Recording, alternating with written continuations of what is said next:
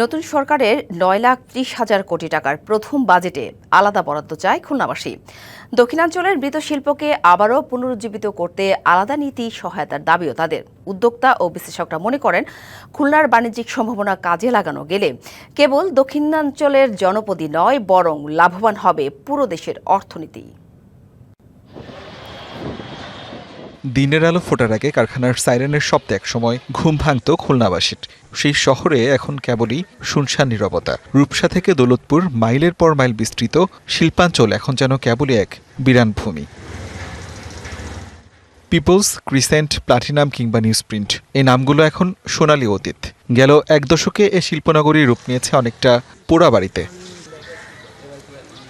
উদ্যোক্তারা বলছেন, শিল্প কারখানা চালুর আশ্বাস থাকলেও তার বাস্তবায়ন নেই। এবার এই অবস্থার পরিবর্তন চায় খুলনাবাসী।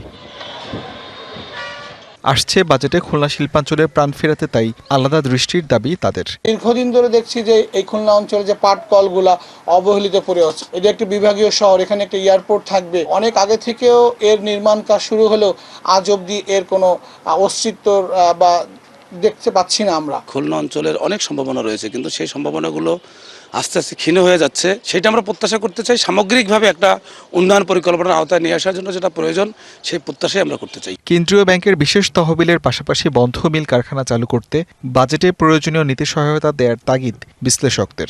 আমরা ২১টা দাবি করেছি, তার মধ্যে যে 3টি দাবি সবচেয়ে গুরুত্বপূর্ণ বলে আমরা মনে করছি সেটা হচ্ছে উপকূলীয় উন্নয়ন বোর্ড গঠন, দ্বিতীয়ত হচ্ছে আমাদের এখানে এমবাঙ্কমেন্ট বা বাঁধ যেটা আছে সেই বাঁধটা যেন সাস্টেনেবল হয়। অর্থনীতি বিশ্লেষকদের মতে, সমুদ্র ও স্থলবন্দরের সুবিধা ঘেরা খুলনা অঞ্চলের বাণিজ্যের প্রাণ ফেরাতে গেলে কেবল দক্ষিণাঞ্চল নয়, তার হাওয়া লাগবে পুরো দেশের অর্থনীতিতে।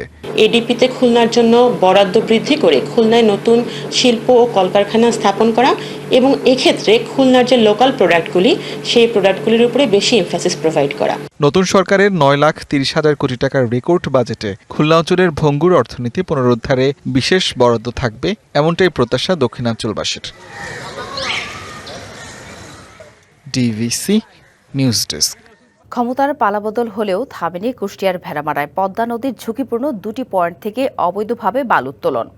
আওয়ামী লীগের স্থান দখল করেছে এখন স্থানীয় প্রভাবশালীদের একটি চক্র। তাদের ছত্রছায়ায় পাহারা বসিয়ে রাত দিন চলছে বালু লুট। কোটি কোটি টাকার এই ব্যবসার নিয়ন্ত্রণ নিয়ে ঘটছে গোলাগুলির মতো ঘটনাও। প্রশাসনের নীরবতায় ঝুঁকিতে পড়েছে রূপপুর পারমাণবিক প্রকল্প সহ 4টি স্থাপনা।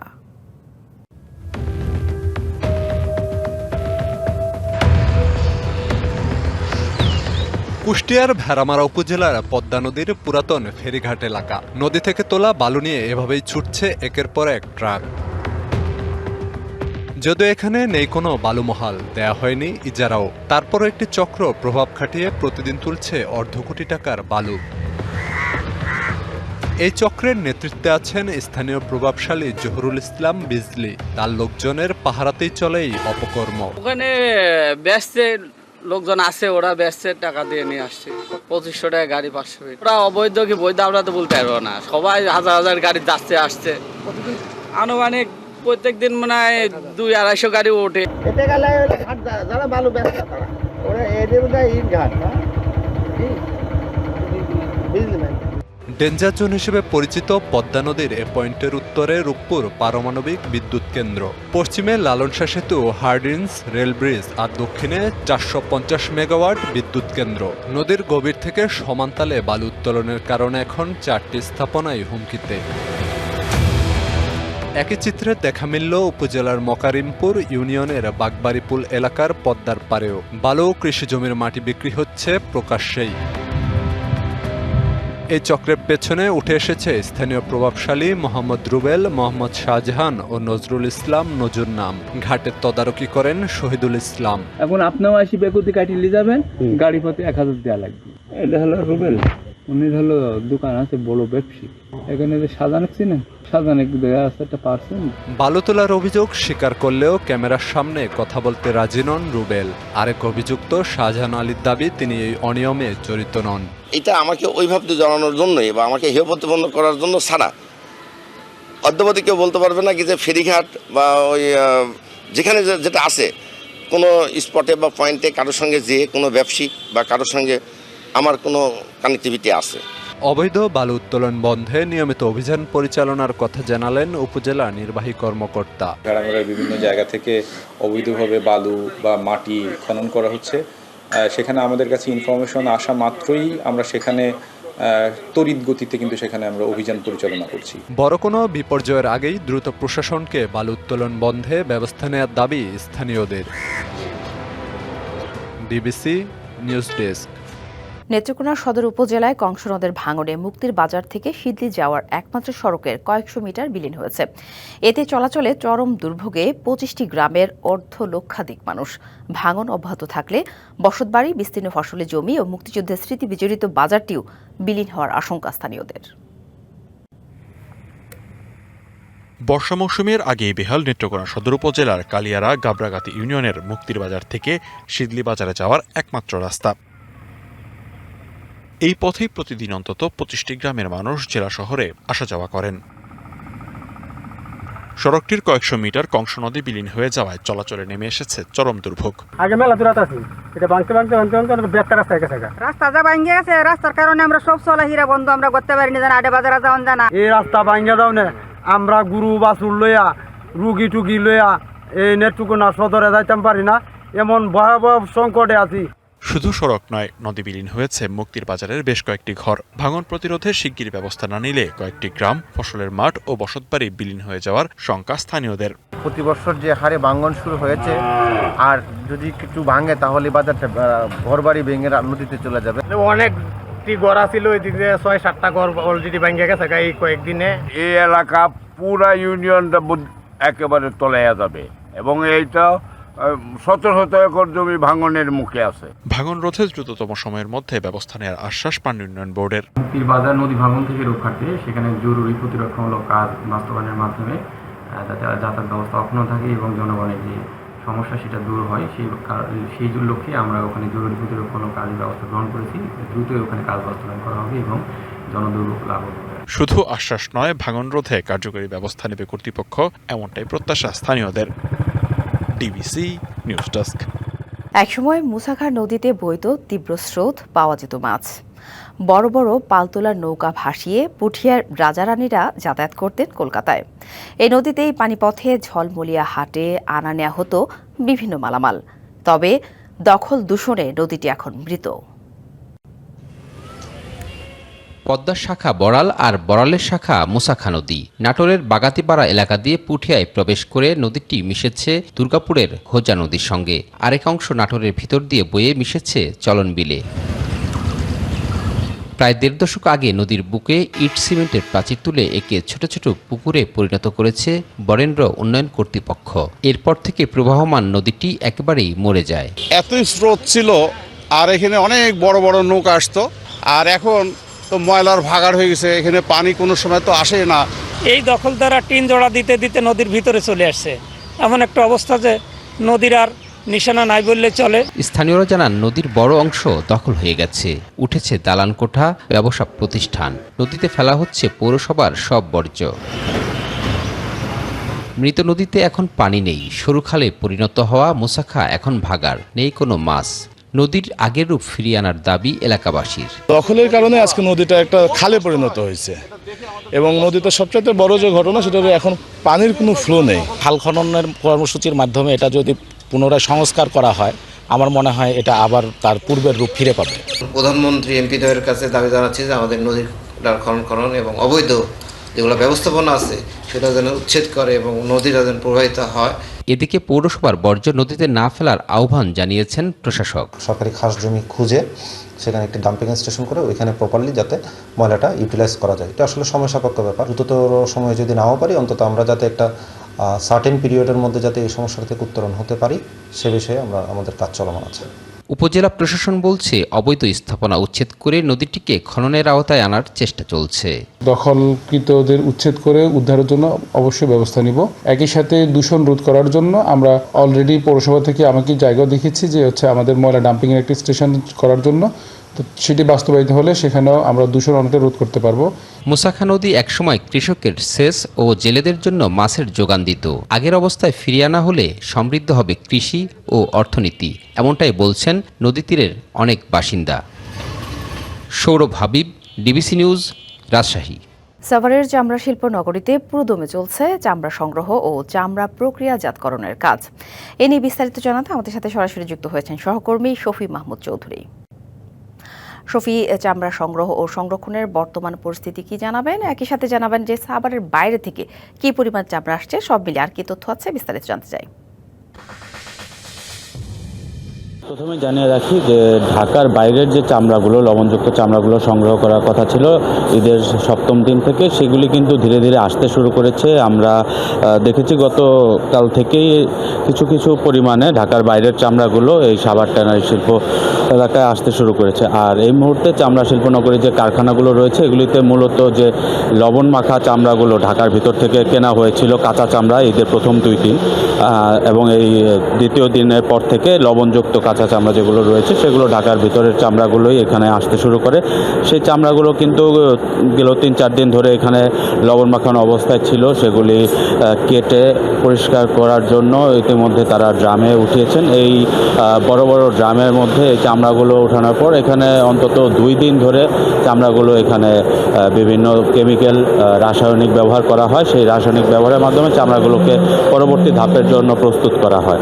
এই রাসায়নিকের বিষয়টি নিয়ে একটু জানিয়ে রাখি যে এবছর কিন্তু আসলে এখানে যারা ট্যানারি মালিকরা রয়েছেন তারা শুরু থেকেই জানাচ্ছিলেন যে রাসায়নিকের দাম কিন্তু এবছর অনেকটাই বাড়তি, এবং আমরা বেশ কিছু ট্যানারি মালিকের সাথে কথা বলেছিলাম। তারা বলছিলেন যে বিশেষ করে সালফিউরিক অ্যাসিড, যেটি এই চামড়া প্রক্রিয়াকরণের অন্তত 20টি রাসায়নিকের মধ্যে অন্যতম, সেটির দাম কিন্তু অন্যান্য বছর 70 থেকে 100 টাকার মধ্যে থাকলেও এবছর তারা অন্তত 200 থেকে 250 টাকায় এই রাসায়নিকগুলো কিনতে হচ্ছে। পাশাপাশি লবণ নিয়ে এবছর কোনো ধরনের সংকট না থাকলেও কিন্তু শেষ মুহূর্তে লবণের একটু বাড়তি দাম ছিল, যে কারণে এই কারখানা মালিকরা বলছেন যে এই রাসায়নিকের যে বাড়তি দাম এবং লবণের যে বাড়তি দাম, এই দুইটি মিলিয়ে কিন্তু এই চামড়া শিল্পে কিছুটা প্রভাব পড়েছে। এর বাইরে আরেকটি বিষয় যেটি হচ্ছে যে চামড়া সংগ্রহ নিয়ে বিভিন্ন সময়ে বিভিন্ন ধরনের কথাবার্তা এসেছে, যে চামড়া মালিকরা কিনছেন না, চামড়া কম দামে কিনছেন। এই বিষয়গুলো নিয়েও আমরা মালিক পক্ষের সাথে কথা বলেছিলাম। তারা কিন্তু আমাদেরকে জানিয়েছেন যে এই চামড়াগুলো যখন চামড়ার মানটা, গুণগত মান যতক্ষণ পর্যন্ত ঠিক থাকে ততক্ষণ পর্যন্ত কিন্তু চামড়ার দামটাও যারা বিক্রি করতে আসেন তারা ঠিকভাবেই পান। কিন্তু অনেকেই দেখা গেছে যে চামড়ায় ঠিকভাবে লবণ মাখানো হয়নি, সেই চামড়াগুলোর যখন মান নষ্ট হতে শুরু করে তখন কিন্তু সেই চামড়াগুলো আর সঠিক দামে তারা কিনতে পারেন না। সেই ক্ষেত্রে অনেকেই অভিযোগ করে থাকেন যে কারখানা মালিকরা কম দামে চামড়া কিনে থাকেন। কারখানা মালিকদের বরাবরই একটি আহ্বান ছিল যে লবণ মাখানো যেন ঠিকভাবে থাকে, তাতে চামড়াগুলো বেশ কিছুদিন ঠিক থাকবে। এবং এই মুহূর্তে সাভার ট্যানারিতে যে কার্যক্রমগুলি চলছে, এখানে চামড়াগুলো, লবণ মাখানো চামড়াগুলো কেটে ছেটে সেগুলো থেকে পশম ছাড়ানোর যে কাজগুলো সেগুলি তৈরি করা হচ্ছে। এভাবে এই চামড়াগুলো সংরক্ষণ করা হলে আগামী 3 থেকে 4 মাস চামড়াগুলো এভাবেই থাকবে। ধন্যবাদ শফি। প্রধান কার্যালয় চট্টগ্রামে হলেও বিপিসির ঊর্ধ্বতন কর্মকর্তারা অফিস করেন ঢাকার লিয়াজো অফিসে বসেই। মাঝে মধ্যে প্রধান কার্যালয়ে আসলে সফরসূচিতে উল্লেখ করা হয় ভ্রমণ হিসেবে। এভাবেই চলছে বিপিসির প্রধান কার্যালয়। শুধু তাই নয়, চট্টগ্রামের জয়পাহাড় এলাকায় বাংলাদেশ পেট্রোলিয়াম কর্পোরেশনের নতুন ভবন নির্মাণ হলেও সেটি ফেলে প্রধান কার্যালয় ঢাকায় স্থানান্তরে শুরু হয়েছে তৎপরতা। এতে আন্দোলনের ঘোষণা দিয়েছে সিবিএ নেতারা। দেশে আমদানি করা জ্বালানি তেল খালাস করা হয় চট্টগ্রাম বন্দর দিয়েই। এছাড়া পদ্মা, মেঘনা, যমুনা ও ইস্টার্ন রিফাইনারি সহ 8টি অঙ্গ প্রতিষ্ঠানের জ্বালানি তেল মজুত ও বিতরণের প্রধান স্থাপনাগুলো চট্টগ্রামে। শুধু তাই নয়, সাগরের তলদেশে নির্মিত installation of single point mooring SPM ও চট্টগ্রাম ঢাকা তেল পাইপলাইন প্রকল্পের গোড়াও চট্টগ্রামে। তেল সংশ্লিষ্ট প্রতিষ্ঠানগুলোর সিংহভাগ কার্যক্রম বন্দরনগরে কেন্দ্রিক হওয়ায় 1990 সালে বিপিসির প্রধান কার্যালয় ঢাকা থেকে স্থানান্তরিত হয় চট্টগ্রামে। তবে প্রধান কার্যালয় চট্টগ্রামে হলেও সেখানে বসেন না চেয়ারম্যান থেকে শুরু করে ঊর্ধ্বতন কোনো কর্মকর্তা। ওদের হেড অফিস একটা নাম ছিল এখানে। They use to sit in Dhaka, they always operates from Dhaka. এখানে কিছু লোকজন কাজ করতো, তাদের আপনি ঢাকায় বসে কাজ করেন ওনারা, এটাই হলো রিয়ালিটি। এটা আজকে থেকে না, গত 20 বছর থেকে দেখি। জয়পাহাড় এলাকায় প্রায় 50 কোটি টাকার বেশি খরচ করে নির্মাণ করা হয়েছে বিপিসির 5 তলা ভবন। চলছে উদ্বোধনের জন্য শেষ মুহূর্তের প্রস্তুতি, অথচ এরই মধ্যে শুরু হয়েছে প্রধান কার্যালয় ঢাকায় সরিয়ে নেওয়ার তৎপরতা। এখন যদি আবার এখান থেকে ঢাকা নিয়ে যেতে হয়, তার চাইতে আরও অনেক বেশি লজিক থাকলে সেটা নেওয়াটা যুক্তিযুক্ত, কিন্তু আমার মনে হচ্ছে না এটা খুব ভালো ফলপ্রসূ হবে এবং বিপিসিতে গতিশীলতা আনয়ন করবে বলে আমার মনে হচ্ছে না। এটা করলে আমরা মনে করি রাষ্ট্রের ক্ষতি হতে হবে। এটা হলে আমরা এটার জন্য আমরা প্রথমে কর্তৃপক্ষকে এর ব্যাপারে আমরা জানাবো, এর প্রয়োজন আমাকে যদি আন্দোলন করা লাগে আন্দোলন আমরা কর্মসূচিতে বাধ্য হব। মধ্যপ্রাচ্যে যুদ্ধ শুরুর পর দেশে তীব্র জ্বালানি সংকটের মধ্যেও চট্টগ্রামে আসেননি চেয়ারম্যান। সবশেষ 6 ও 7 মে প্রধান কার্যালয়ে এসেছিলেন। সে সময় চেয়ারম্যানের চট্টগ্রাম সফরসূচিতে লিপিবদ্ধ ছিল ভ্রমণ হিসেবে। তবে বিষয়টি নিয়ে ক্যামেরার সামনে কথা বলতে রাজি হননি বিপিসির প্রধান কার্যালয়ের সচিব। মাসুদুল হক, ডিবিসি নিউজ, চট্টগ্রাম। হামের উপসর্গ নিয়ে সিলেট বিভাগে মঙ্গলবার পর্যন্ত 61 শিশুর প্রাণ গেছে।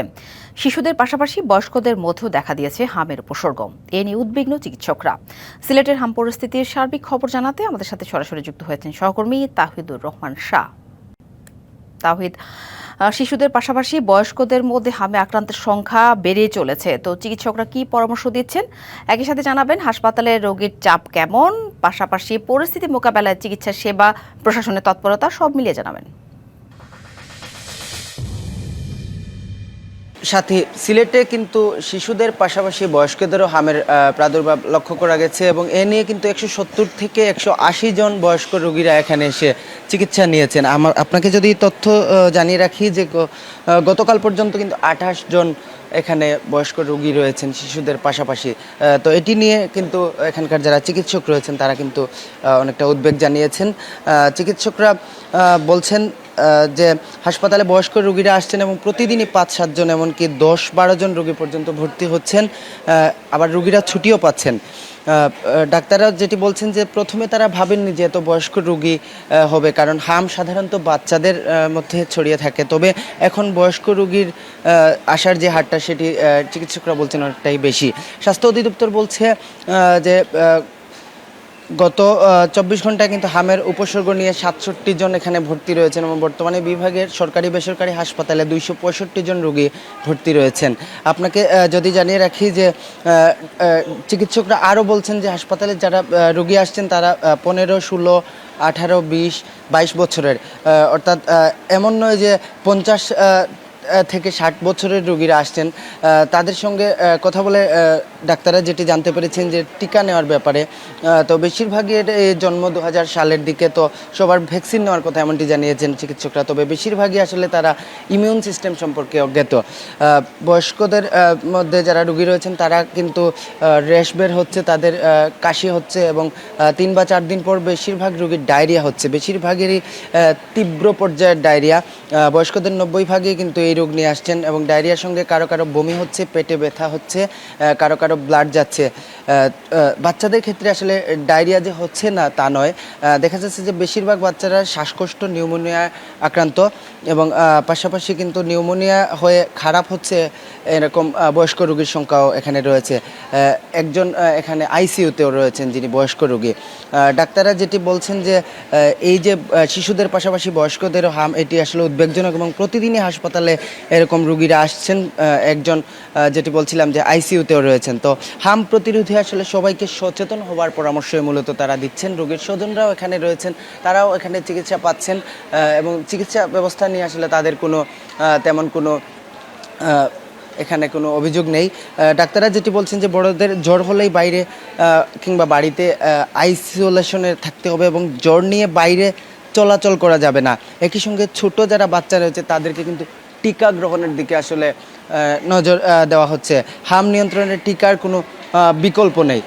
তো সিলেটের শহীদ শামসুদ্দিন হাসপাতাল, আপনি জানেন যে সিলেটের একমাত্র হামের ডেডিকেটেড যে হাসপাতাল, সেই হাসপাতালে আসলে সকল বয়সী রোগীরাই কিন্তু এখন হামের প্রাদুর্ভাব নিয়ে আসছেন। তো সব মিলিয়ে এই ছিল সিলেট থেকে হামের প্রাদুর্ভাবের সবশেষ খবরাখবর। সাথী, ধন্যবাদ তাহিদ। যশোরের বেনাপোল সীমান্তে শূন্যরেখায় ৩ দিন ধরে আটকে আছেন বিএসএফের ঠেলে পাঠানো নারী ও শিশুসহ ১২ জন। দুই দেশের সীমান্তরক্ষীদের পতাকা বৈঠকেও এ নিয়ে এখনো কোনো সমাধান হয়নি।